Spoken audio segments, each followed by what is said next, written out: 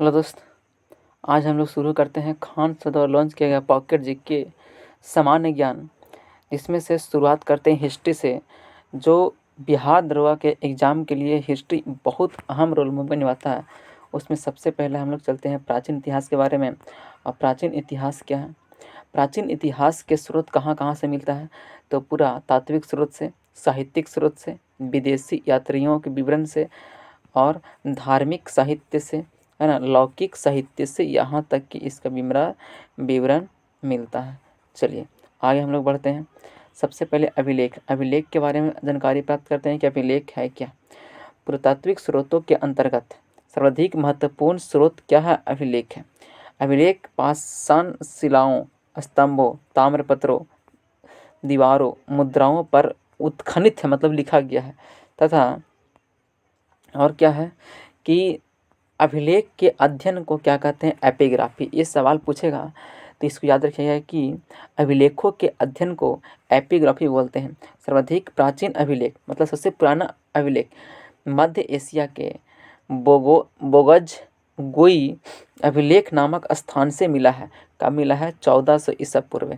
इसमें इंद्र, मित्र, वरुण, नसत्य देवताओं के नाम मिलते हैं, जबकि भारत में सबसे प्राचीन अभिलेख अशोक के हैं। ये कब मिला है? 300 ईसा पूर्व के लगभग। आगे, भारतीय पुरातत्व विभाग के जनक कौन है?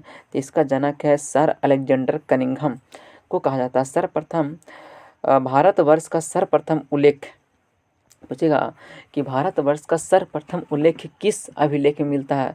तो हाथी गुफा अभिलेख में मिलता है। आगे फिर बढ़ते हैं। आगे है कि यवन राजदूत, याद करते रहिएगा, यवन राजदूत हेलियोडोरस का वीएस नगर विदिशा से गरुड़ स्तंभ लेख प्राप्त होता है, जिसमें मध्य भारत से भागवत धर्म विकसित होने का प्रमाण मिला है। मध्य भारत से भागवत धर्म विकसित होने का प्रमाण किस अभिलेख से मिला है? तो वो है गरुड़ स्तंभ अभिलेख से। आगे, दुर्भिक्ष शब्द का सर्वप्रथम उल्लेख, दुर्भिक्ष शब्द का सर्वप्रथम उल्लेख सोहगौरा, दुर्भिक्ष सुहाता नहीं है, तो सोहगौरा अभिलेख मिलता है। एरन, जो कहाँ पड़ता है? मध्य प्रदेश में। इससे क्या होता है? तो भारत का, इसमें एरन में कहा गया है कि सती प्रथा का पहला लिखित साक्ष्य मिलता है कहाँ से? एरन अभिलेख से, है ना। और यहाँ पर बोलता है कि बराह भगवान पर हुनराज तोमर का लेख अंकित मिलता है। आगे है कि रेशम बुनकर किस श्रेणियों की जानकारी? मंदसौर अभिलेख से। रेशम जो बुना जाता है ना, उसकी जानकारी किस अभिलेख से? मंदसौर, है ना। तो मंदसौर रेशम कैसे बना रहा है? मंद करके। आगे है डॉक्टर D.R. भंडारकर ने अभिलेखों के अध्ययन के आधार पर, कौन? भंडारकर ने अभिलेखों के आधार पर मौर्य शासक अशोक का इतिहास लिखा है। आगे चलते हैं। आगे क्या है कि एक एक लाइन को हम लोग समझते हैं और उसको पढ़ेंगे। प्राचीन भारत के राजाओं की प्रशंसा से रचित अभिलेख कौन है? प्रशस्ति अभिलेख, प्रशस्ति है। अब हम लोग महत्वपूर्ण अभिलेख देखते हैं, और महत्वपूर्ण अभिलेख जो है ये कहाँ महत्वपूर्ण अभिलेख है? तो सबसे पहले हाथी गुफा अभिलेख। कलिंग राजा खारवेल का संबंध किससे होता है? यानी कि कलिंग राजा खारवेल की विशेषताएं किस अभिलेख में? हाथी गुफा अभिलेख में। सुदर्शन झील के बारे में जानकारी जो मिलता है वो किस अभिलेख में मिलता है? तो ये जो अभिलेख है ना, ये जो अभिलेख है वो मिलता है रुद्रदामन के सुदर्शन झील के बारे में, ये गिरनार अभिलेख जूनागढ़ में। आगे है कि गौतमी पुत्र सप्तकर्णी तथा 7 वाहिनियों की उपलब्धि, ये नासिक अभिलेख में। समुद्रगुप्त इनकी दिग्विजयों की जानकारी ये कहाँ से मिलता है? प्रयाग स्तंभ से। पुलिकेशन द्वितीय की जानकारी कहाँ से मिलता है? एहोल अभिलेख से, पुलिकेशन एहोल। आगे है कि मालवा नरेश यशोवर्मन की जानकारी रेशम बुनकर बताया था ना कि रेशम बुनकर का अभिलेख मंदसौर अभिलेख से। ऊपर में बताए थे इसके बारे में। गुर्जर प्रतिहार वंश के इतिहास के बारे में, तो गुर्जर प्रतिहार ग्वालियर अभिलेख से, ग्वालियर अभिलेख से। आगे है कि स्कंदगुप्त जो हुनों पर विजय का विवरण दिया था, वो भित्री एवं जूनागढ़ अभिलेख से प्राप्त होता है। बंगाल शासक विजय सेन के बारे में जानकारी ये मिलता है देवपाड़ा अभिलेख से। तो अभिलेख बहुत ज़रूरी है, एक अभिलेख एग्जाम में आएगा। हर्षवर्धन की उपलब्धि पर प्रकाश, ये मिलता है बांसखेड़ा और मधुबाला अभिलेख से। सातवाहनों की उपलब्धियाँ, तो ये बालाघाट एवं कार्ले अभिलेख से याद रखना। शुंगों की उपलब्धि अयोध्या अभिलेख से। शुंग कहाँ गया था? अयोध्या से। आगे क्या है कि आगे हम लोग का है, आगे है कि शुंगरेन शब्द खुदे होने का ये चर्चा किसे मिलता है? तो भरूत अभिलेख में। भानुगुप्त सती प्रथा का प्रथम लिखित साक्ष्य कहाँ से मिलता है? एरन कहाँ पड़ता है? तो ये पड़ता है एमपी में। कहाँ पड़ता है? एमपी में पड़ता है। चलिए, सिक्के के अध्ययन में क्या बोलते हैं? तो सिक्के के अध्ययन को मुद्रा शास्त्र बोलते हैं। पुराने सिक्के तांबा, चांदी, सोना और सीसा के बने होते थे, जबकि प्राचीन सिक्के को क्या बोलते हैं? आहत सिक्के कहा जाता है। आहत को साहित्य में क्या बोलते हैं? करशापन बोलते हैं। सर्वप्रथम सिक्कों पर यवन शासक ने लेख लिखने का प्रारंभ किया था। पूछेगा कि सर्वप्रथम सिक्कों पर लेख लिखने का शुरुआत किस शासक ने किया था? तो कुषाण नहीं बल्कि यवन शासक। किसने किया था? यवन शासक ने। कनिष्क के सिक्के से उसका बौद्ध धर्म के अनुयायी होने का प्रमाण मिलता है। बौद्ध धर्म का अनुयायी होने का प्रमाण किसके सिक्कों से मिलता है? तो याद रखना कनिष्क। किसके? कनिष्क। इंडो यूनानी तथा इंडो सिथियन शासकों के इतिहास में प्रमुख स्रोत क्या था? सिक्का था। आरंभिक सिक्के अधिकतर किसके बने होते थे? चांदी के। किसके बने होते? सिल्वर के। जबकि अब जो बनता है वो तांबे के सिक्के बहुत कम थे। ये सिक्के पंचमार्क सिक्के कहलाते थे। पंचमार्क सिक्के किसको बोलते थे? जो तांबे के बने हुए सिक्का था उसको बोलते थे पंचमार्क। रोमन सिक्के अरिकमेडू है ना से प्राप्त हुए थे। रोमन सिक्के कहाँ से प्राप्त हुआ था? अरिकमेडू से। उत्तर भारतीय मंदिरों की कला शैली कैसी है? नागर शैली। उत्तर नागर। दक्षिण भारतीय मंदिरों की शैली कैसी होता है? तो द्रविड़। और दक्षिण उत्तर दक्षिणायन मतलब दक्षिण नायन के वे मंदिर जिसमें नागर एवं द्रविड़ दोनों मिल जाता है, तो नागर एवं द्रविड़ को बोलते हैं बेसर शैली। आगे चलते हैं, बहुत बढ़िया सवाल ये, और ये सवाल बहुत इंपॉर्टेंट है। आगे हम लोग आगे है कि कुषाण काल, गुप्त काल और गुप्तोत्तर काल में जो मूर्तियां निर्मित बनाई गई है, जन साधारण की धार्मिक आस्थाओं और मूर्ति कला का ज्ञान मिलता है। भरूच, बोधगया, सांची और अमरावती की मूर्ति कला में जन सामान्य की जीवन यथार्थ झांकी मिलती है। आगे है कि अजंता गुफा में उत्कीर्ण माता और शिशु तथा मरणासन राजकुमारी जैसे चित्रों की शाश्वत सर्वकालिक है, जिसमें गुप्तकालीन कलात्मक और तत्कालीन जीवन की झलक मिलती है। आगे है क्या चीज? साहित्यिक स्रोत। वेद के बारे में पढ़ते हैं। वेद क्या होता है? इसे इसके अंतर्गत वेद तथा उससे संबंधित ग्रंथ, पुराण, महाकाव्य, स्मृति आदि। भारत के सबसे प्राचीन ग्रंथ का नाम है वेद। का शाब्दिक अर्थ क्या होता है? वेद का शाब्दिक अर्थ है ज्ञान। क्या है? ज्ञान। श्रवण परंपरा में सुरक्षित होने का कारण इसे श्रुति भी कहा जाता है। वेद के संकलनकर्ता महर्षि कृष्ण दैवप्यायन वेद व्यास को माना जाता है। वेद के संकलनकर्ता किसको माना जाता है? महर्षि वेद व्यास को माना जाता है। वेद के कितने प्रकार होता है? 4 होता है। ऋग्वेद, सामवेद, यजुर्वेद और अथर्ववेद। सबसे अंतिम वेद का नाम क्या है? अथर्ववेद। सबसे पहले देखते हैं कि ऋग्वेद। यहाँ से सवाल फंसेगा, कन्फर्म फंसेगा 100%। ऋग्वेद ब्राह्मण साहित्य में सबसे प्राचीन ग्रंथ का नाम क्या है? ऋग्वेद है। ऋग्वेद में ऋग का मतलब क्या होता है? छंदों तथा चरणों से मुक्त यंत्र है ना, ऋचाओं के क्रमबद्ध ज्ञान के संग्रह को ऋग्वेद कहा जाता है। क्या कहा जाता है? ऋग्वेद कहा जाता है। इसमें ऋग्वेद में पूछेगा कितने मंडल है? 10 मंडल। कितना सूक्त है? 1028। कितनी ऋचाएँ हैं? 10,462। तो मंडल की बात करता है 10 है ना, सूक्त की बात करता है 1028 और मंत्र की बात करता है तो 10,462। वेद के रचनाओं को पढ़ने वाले को, यानी ऋग्वेद के रचनाओं को पढ़ने वाले को होत्री कहते हैं।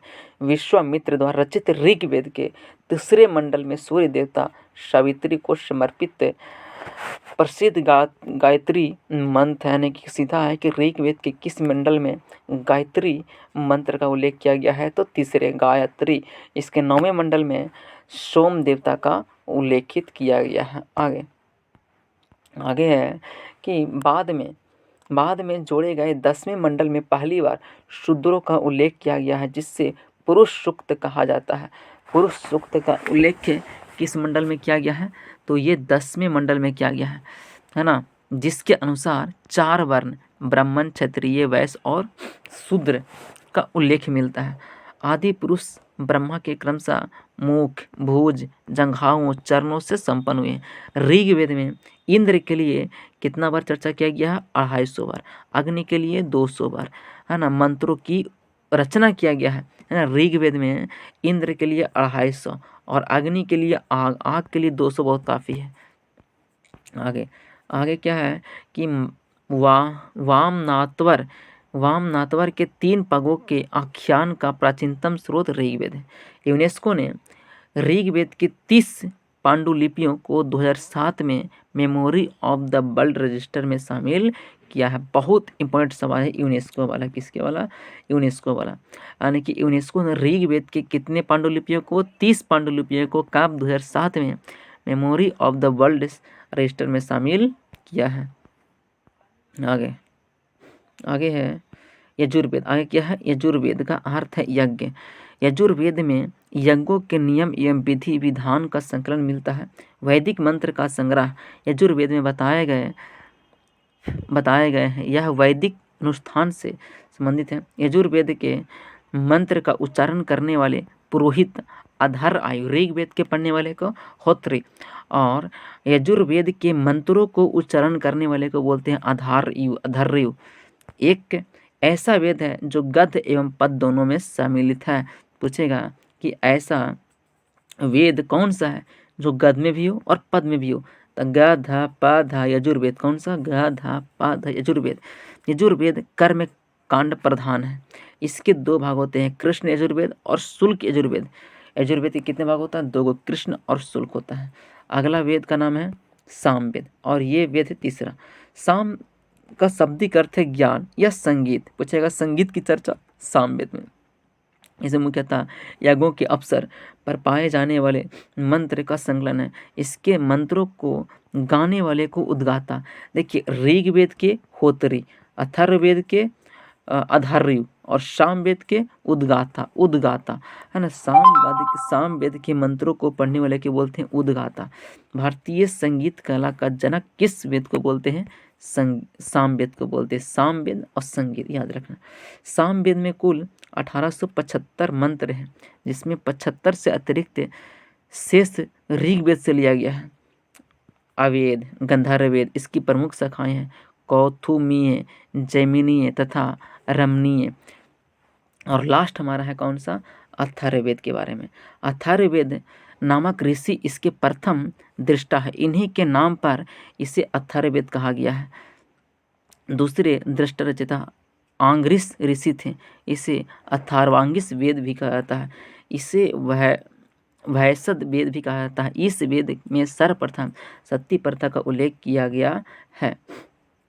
इसकी रचना अंत में हुई थी। इसमें कुल 20 कांड, 731 सूक्त एवं 5987 मंत्र है। इसमें लगभग 1200 मंत्र ऋग्वेद उल्लेखित किया गया है। चलिए अब हम लोग आगे की ओर बढ़ते हैं। आगे है कि यह भौतिकवादी वेद है। इसमें सामान्य मनुष्यों के विचारों, अंधविश्वासों का विवरण मिलता है। यानी कि अथर्ववेद में जादू, टोना, टोटके का उल्लेख किया गया है। इसमें चिकित्सा, पत्तियों और औषधियों का भी उल्लेख है। डॉक्टर का भी उल्लेख इसी में मिलता है। इसका उपवेद है शिल्पवेद। कौन सा है? यानी कि अथर्ववेद का उपवेद क्या है? शिल्पवेद है।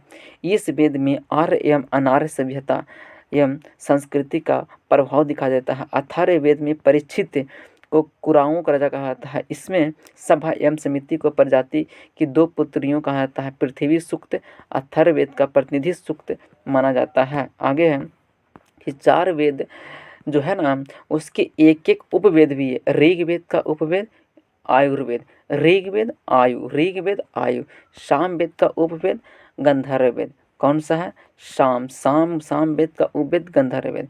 यजुर्वेद का धनुर्वेद, यजुर्वेद का धनु, ऋग्वेद का आयुर्वेद, सामवेद का क्या है? तो सामवेद का है गंधर्ववेद। क्या है? सामवेद का गंधर्ववेद, यजुर्वेद का धनुर्वेद और अथर्ववेद का अर्थशास्त्र। अथर्ववेद का क्या होता है?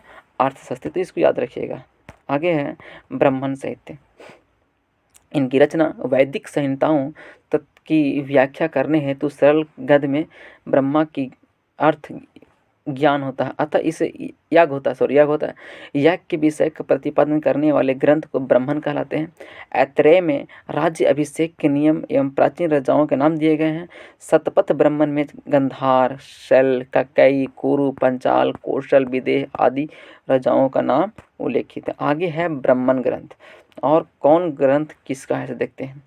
वेद है, ऋग्वेद, यजुर्वेद, सामवेद, अथर्ववेद, सब का उपनिषद है। मतलब उसको पढ़ने वाले को, ऋग्वेद के पढ़ने वाले, है ना। ऋग्वेद का उपनिषद क्या होता है? ऐत्रेय और कौशिकी। ऋग्वेद का उपनिषद क्या होता है? ऐत्रेय और कौशिकी। इसका उपवेद क्या होता है? ऋग्वेद आयुर्वेद, ऋग्वेद आयुर्वेद। ब्राह्मण ग्रंथ मतलब कि ऐत्रेय एवं कौशिकी ब्राह्मण। यजुर्वेद का कंठ, श्वेताश्वर, युक्त, तैत्तिरीय, है ना, मैत्रायन और विद्रायन, है ना, ऐत्रेय, तैत्तिरीय। और इसका उपवेद क्या होता है? यजुर्वेद का, इसका होता है धनुर्वेद, यजुर्वेद, धनुर्वेद। इसका ब्राह्मण ग्रंथ कहता है शतपथ एवं तैत्तिरीय ब्राह्मण, शतपथ एवं तैत्तिरीय ब्राह्मण। आगे होता है सामवेद। साम में होता है छंद, छंदोग्य और केन, छंदोग्य केन। इसका होता है उपवेद गंधर्ववेद, है ना, गंधर्ववेद। और इसका जो होता है ब्राह्मण वाला होता है पांडवीस ब्राह्मण, इससे तांड ब्राह्मण भी कहते हैं। और लास्ट है अथर्ववेद, मुंडक, प्रश्न, मांडुक्य। इसका उपवेद होता है शिल्पवेद। अथर्ववेद का उपवेद क्या होता है? शिल्पवेद। ये पढ़ने वाले क्या बोलते हैं? गोत्रपथ ब्राह्मण। आगे है अरण्यक। अरण्यक का मतलब क्या होता है? अरण्य मतलब जंगल में पढ़ाए जाने का कारण इसे अरण्यक कहा जाता है। यह ब्राह्मण ग्रंथ का अंतिम भाग होता है जिसमें दार्शनिक एवं रहस्यमय ज्ञान की जानकारी मिलता है। अरण्यक कुल कितना होता है? 7 अरण्यक होता है। ऐत्रेय, सांख्य, तैत्तिरीय, मैत्रेयी, मध्यांतनी, तत्वकार, छांदोग्य। उपनिषद की संख्या कितना होता है? तो 108। उपनिषद के शाब्दिक अर्थ होता है उप, समीप, निष्ठापूर्वक सद बैठना, अर्थात गुरु के समीप बैठकर ज्ञान की प्राप्ति करना। इसे वेदांत भी कहा जाता है क्योंकि यह वेदों का अंतिम भाग है और इसका संबंध दर्शन शास्त्र से। उपनिषद मुख्यतः ज्ञान मार्गी रचनाएं। उपनिषद की कुल संख्या 108 मानी जाती है, किंतु प्रमाणिक उपनिषद कितना होता है? 12। यानी कि उपनिषद जो है वो 108, लेकिन प्रमाण के हिसाब से कितना है? 12। आगे है कि 12 उपनिषद इस कौन कौन है से देख लेते हैं। ऐसे तो कहते हैं कि उपनिषद की कुल संख्या 108 है, लेकिन प्रमाण के हिसाब से, प्रूफ के हिसाब से कितना है? तो प्रूफ के हिसाब से 12। 12 कौन कौन है? ईश, केन, कंठ, प्रश्न, मुंडक, मांडुक्य, तैत्तिरीय, ऐत्रेय, छांदोग्य, श्वेताश्वर, कौशिकी, विद्रायन, है ना। ये 12 को होता है। आगे हम लोग चलते हैं और आगे हम लोग किसके बारे में पढ़ेंगे? नचिकेता के बारे में। शंकराचार्य ने आरंभिक 10 उपनिषद का भाष्य लिखा। कठोपनिषद में यम व नचिकेता का संवाद है। किस उपनिषद में? कठोपनिषद में। छांदोग्य उपनिषद में बौद्ध धर्म का पंचशील सिद्धांत व श्री कृष्ण का प्राचीनतम उल्लेख मिलता है। बहुत मस्त सवाल यहाँ पर है। सवाल क्या है कि पंचशील सिद्धांत व कृष्ण का प्राचीनतम उल्लेख किस उपनिषद में मिलता है? छांदोग्य में बौद्ध धर्म का पंचशील सिद्धांत। आगे भारत का राष्ट्रीय आदर्श वक् सत्यमेव जयते मुंडक को उपनिषद से लिया गया है। आगे है कि जवालो उपनिषद में चारों आश्रम व्यवस्था का उल्लेख मिलता है। ऐत्रेय उपनिषद में बौद्ध धर्म का अष्टांगिक मार्ग का उल्लेख मिलता है। यहाँ पर बहुत बढ़िया दिया है कि ऐत्रेय उपनिषद में बौद्ध धर्म के अष्टांगिक मार्ग, जो 8 मार्ग था अपनाया था बौद्ध धर्म ने, उनका उल्लेख मिलता है किसमें? ऐत्रेय उपनिषद में। विद्रायन उपनिषद में अहम ब्रह्मिस पुनर्जन्म का सिद्धांत एवं याज्ञवल्क्य से गार्गी का संवाद किसके मिलता है? तो ये मिलता है विद्रायन उपनिषद में, है ना। किसका? पुनर्जन्म का सिद्धांत बृहद, बहुत बड़ा है। यज्ञ सिद्धांत याज्ञवल्क्य एवं गार्गी, तो ये भी मिलता है किसमें? वृद्धरायण में मिलता है। आगे है कि वेदांग। वेदांग वैदिक स्वरों शुद्ध और उच्चारण हेतु शिक्षा का प्रमाण निर्माण हुआ है। कल्प, ये ऐसे कल्प सूत्र होते हैं जिनमें विधि एवं नियम का उल्लेख है। व्याकरण, इसमें नाम एवं धातुओं की रचना, उपसर्ग, प्रत्यय, प्रसंगों, समासों, संधि आदि नियम बताए गए हैं। निरुक्त, शब्द की उत्पत्ति का शास्त्र है। यह एक प्रकार का भाषा विज्ञान है। छंद, छंद वैदिक मंत्र प्राय छंद होते हैं। छंद पर पिंड गुलमुनि का ग्रंथ छंद सूत्र उपलब्ध है।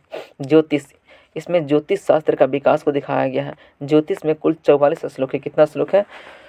ज्योतिष में कुल कितना श्लोक है? 44। सबसे प्राचीनतम आचार्य कौन सा है? मुनि है। कौन सा है? मुनि है।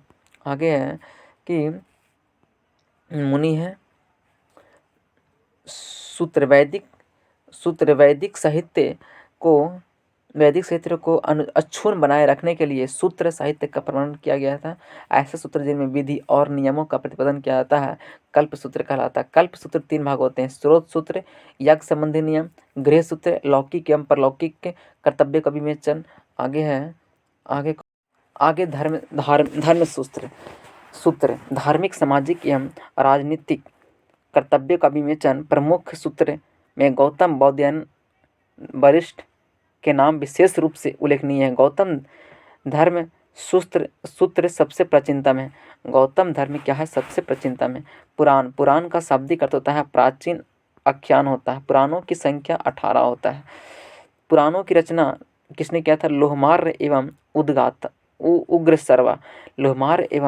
लोमहर्ष एवं उग्रसर्वा ने किया था।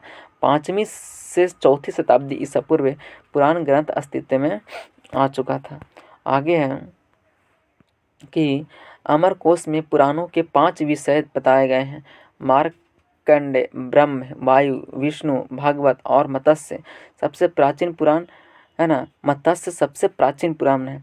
वायु पुराण, गुप्त, विष्णु पुराण, मौर्य वंश और मत्स्य पुराण आंध्र सातवाहन से संबंधित है। मत्स्य, वायु, विष्णु, भागवत, ब्रह्म पुराण में ही राजाओं का वंश वाली पाई जाती है। सामाजिक एवं सांस्कृतिक दृष्टि से अग्नि पुराण का काफ़ी महत्व है, जिसमें राजतंत्र के साथ साथ कृषि संबंधी विवरण भी दिया जाता है। सर्वप्रथम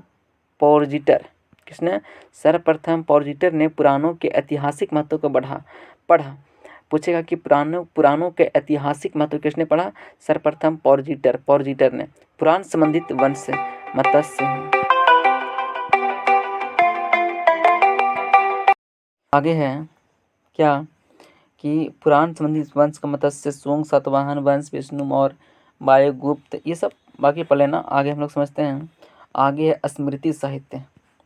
मनु स्मृति साहित्य में क्या होता है? मनु सबसे प्राचीनतम स्मृति शुंग व सातवाहन वंश की जानकारी है। जर्मन दार्शनिक नीत्शे कहा जाता है बाइबिल को जला दो, मनुस्मृति को अपनाओ। नीत्शे मतलब कहता है बाइबिल को जला दो और मनुस्मृति को अपनाओ। आगे क्या है? टीकाकर भरुची, मोधातिथि, गोविंदराज, कुल्लुक्कु भट्ट। आगे है कौन सा? आगे है याज्ञवल्क्य स्मृति। टीकाकार विश्व मतलब सीधा क्या स्मृति के? मनुस्मृति, याज्ञवल्क्य स्मृति, नारद स्मृति, कात्यायन स्मृति। आगे हम लोग समझते हैं किसमें? बौद्ध धर्म। किसमें? सबसे प्राचीनतम बौद्ध ग्रंथ में कौन सा? त्रिपिटक है। यह पाली भाषा में रचित है। किस भाषा में? बौद्ध का साहित्य किस भाषा में? पाली भाषा में। त्रिपिटक में कौन कौन सा था? तो त्रिपिटक की हम लोग बात करते हैं तो त्रिपिटक में क्या था? तो त्रिपिटक में बात करते हैं हम विनय पिटक, सूत पिटक और अभिधम पिटक। पूछेगा कि त्रिपिटक का संबंध किससे है? बौद्ध धर्म से। बुद्ध की शिक्षाओं का संकलित कर इन्हें 3 भागों में बांटा गया है। इन त्रिपिटक की रचना बुद्ध के निर्माण प्राप्त करने के बाद हुई थी।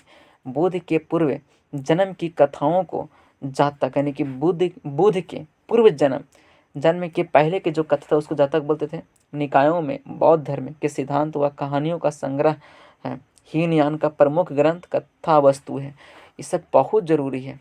है ना। हीनयान का प्रमुख ग्रंथ क्या कथा वस्तु है, इसमें महात्मा बुद्ध का जीवन चरित्र अनेक कथानों का भी साथ में उल्लेखित किया गया है। आगे है जैन धर्म।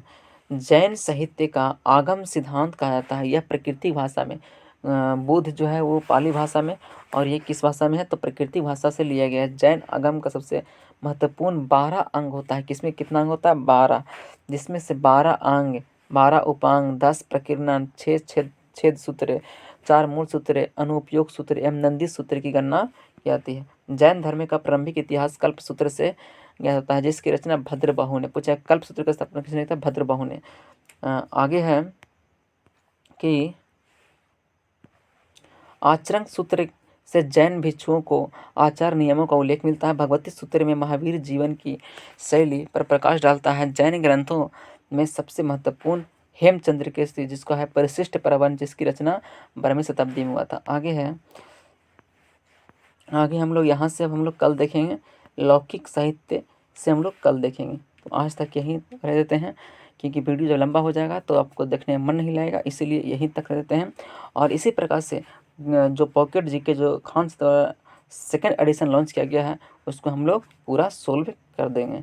इसी प्रकार से देखते रहिए।